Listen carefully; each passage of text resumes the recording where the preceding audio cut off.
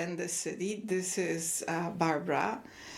And it's just so wonderful to meet here with you and to focus on learning new things. And for me, new things is to learn politics in the context of God's teaching about authority. So I've been developing understanding that I didn't have any idea I didn't have. So this is something that the current generations are generally missing. We don't know what we don't know. We don't know what our ancestors knew, and somehow the transmission of that knowledge about divine justice and divine authority got interrupted, and we never were taught what they knew. One of the things that I'm very lucky to experience is that I was born not very far from a place where a very famous astronomer, Nicholas Copernicus, was working, and he was a mind that was multidimensional: lawyer, teacher, scientist, astronomer. And he's the one who learned how to receive knowledge directly from the Lord, from God. And that wasn't easy for him, because at that time the authorities around him in church and in places that organized life at that time, they didn't have any idea about the magnitude of his discoveries. And yet he could work pretty freely. And one of the things that I learned from visiting the place where he was working is to know that there is a relationship between science and God. And then I would go to school, and of course in our schools we were taught not to even think about it. So this was a duality in my intellect that I had to deal with. And eventually I got grace to focus on asking God about what I don't know in His vision and justice of politics. So here I am. I've been doing it for a few years now, ever since COVID pandemic started, and I looked around and I realized that no government on earth knows how to deal with that dangerous virus. So that's when I started asking God for scientific knowledge and political knowledge, how to organize life of societies in such dangerous times. And little by little I realized that I stepped on a journey of magnificent light. And I've been discovering things and sharing some of them with you that I think that we need to come back to. We need to have that understanding and that knowledge of the dimension of political life that comes from Kingdom of God. So I've been searching for it. Today we are focusing on Psalm 67. All Psalms were written by a real politician, King David, whom God called his son, and he had authority from God to rule Israel at that time. And this is something that is really very difficult for us to understand. Somehow we lost that knowledge about the leadership that runs a country, that gets orders from God. And even to say this, that there is a phenomenon, reality of orders from God is very new for us, because we know about other kinds of orders from administrations, from Vatican, from all kinds of corporations, but we don't know exactly what it is to receive order from the Lord. What are the divine orders in the context of politics? I don't know, but at least I realize that there is reality of such orders. So King David, who knew about it, he ruled Israel by God's orders, and he pleads with God, God, be merciful unto us and bless us and cause your face to shine upon us. So we have a situation in which God has relationship with his king. And he can express his orders to the king from his throne. How to do it today?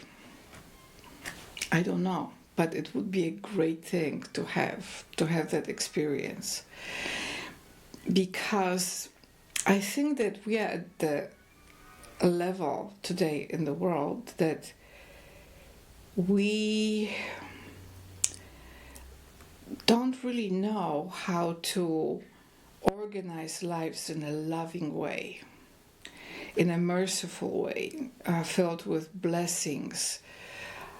There's a lot of organizational will to punish, to force people to do things, to impose authority on personal lives. And a lot of this is just completely merciless. So somehow we lost that dimension of loving political ruling. So as King David has the conversation with God, he asks God to make his way, God's way, be known upon earth, and show his saving health among all nations. So this is very interesting, because King David is ruler of House of Israel, and yet here he is asking God to bless the whole earth, to bless all nations, and to show his saving health to all nations, among all nations. That is very interesting, because it shows there is a certain order of leadership, that King David rules his country, but then he also extends the blessings to the whole earth. And he's not doing it from his heart, he's asking God to do it for him, but he has a vision for the whole world. And I think that that is fascinating, because we have a lot of thinking in our political ways today that is very local, that is very limited, that has no understanding of all nations in the context of God. we have understanding of dealing with nations in the context of financial transactions, in deal making, in personal connections between leaders, but we don't have that way of receiving God's blessings in the context of His ability to bring saving health to all nations. So I was on the right way when this pandemic started, and then I somehow intuitively knew that God is the one who will bring saving health to all nations so that we are free from that danger. And it happened. So this transformed my thinking about world politics. Why is it that we are so lost today in creating good relationships between nations that are based on loving presence of the Lord? I think that we should go that direction and ask God to show us and teach us how to do it. Can you imagine all people who are in the United Nations asking God to show them how to get along with each other, how to receive saving grace from Him? That would be awesome. It would be much better than what we have today. Let the people praise Thee, O God. Let all the people praise Thee. Oh, let the nations be glad and sing for joy, for Thou shalt judge the people righteously and govern the nations upon earth. So here we have again the relationship between the Lord and the people, and the Lord and all the nations. This is something that I never noticed before when I was learning about God's ways, but clearly God is the leader of all nations. So how did we lose that sense that we can receive such blessings from the Lord?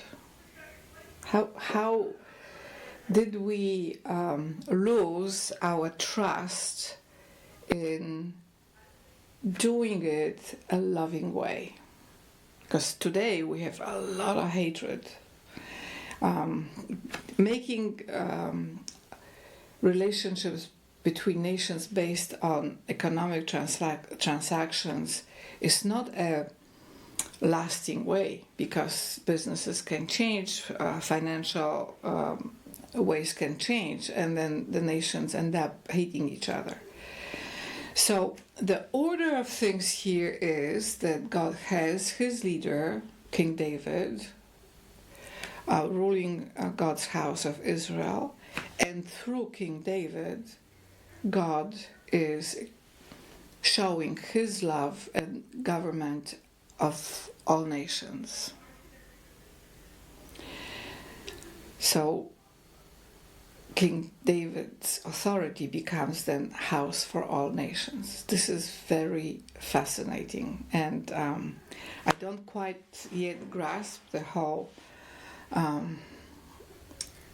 truth of this, but that is very hopeful, because it can teach people to turn to divine justice in order to organize their lives peacefully and beautifully. I think it's very hopeful for all nations. Let's continue. Let the people praise Thee, O God. Let all the people praise Thee. Then shall the earth yield her increase, and God, even our own God, shall bless us.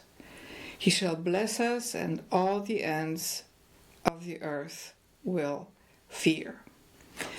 So we have today a lot of discussions about organization of the world. We have theories of globalism, which means blending all nations into just one unity, which is not what God teaches here in Psalm 67. All nations mean that every nation has individuality, purpose, ways, culture, borders. And I think that we have to look today into the authority of organizing international relationships with respect to the nature of all nations.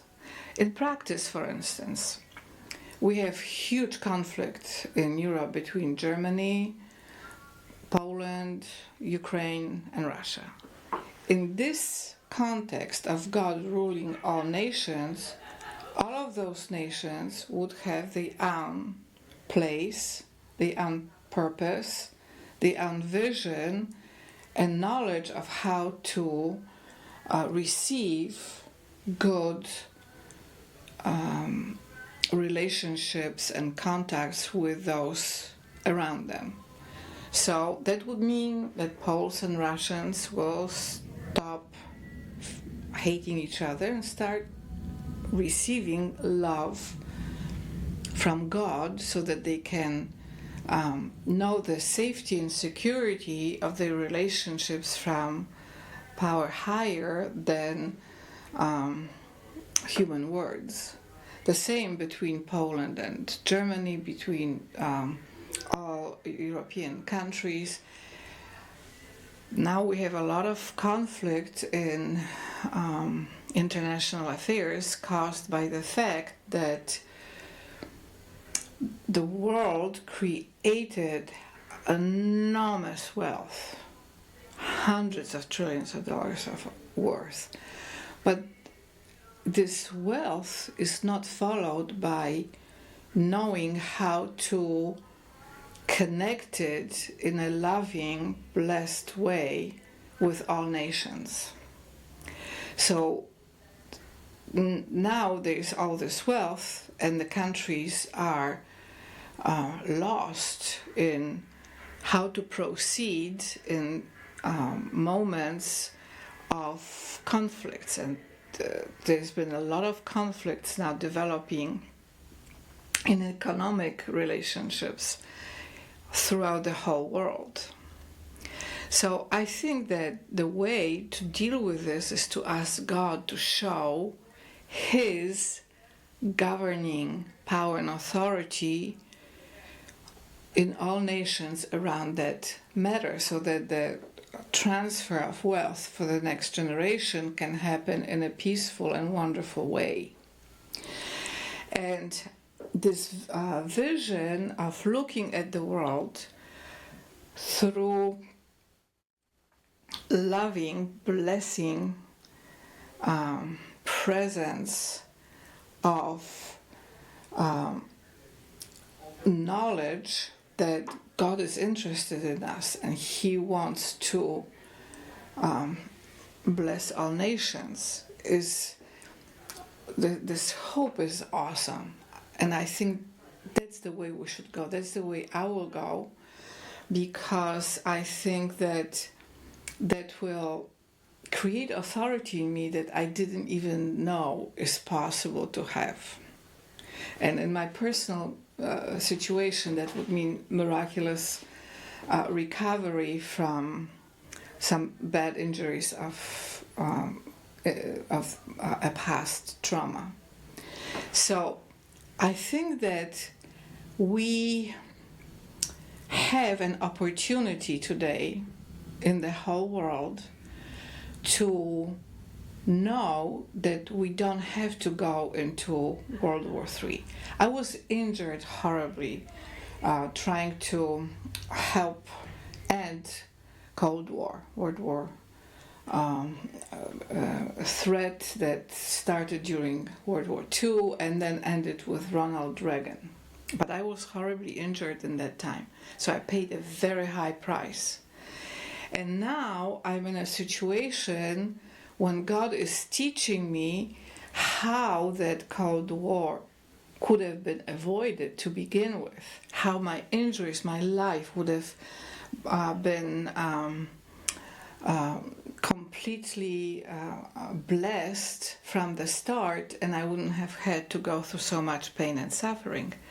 So for me, it is really a very elevating time in which I can receive that knowledge from God. I have enough faith and enough connection now to the voice of the Lord to know it's real, and it can bring very concrete, often miraculous results to bring in peace to the whole world. So in this very beautiful moment, I ask God for His governing power, for His divine government to return to our understanding and to show us how to proceed in international relations, in politics, in economics, how to develop an economic plan that would include His divine justice and His laws. We don't know how to do it. No one ever tries.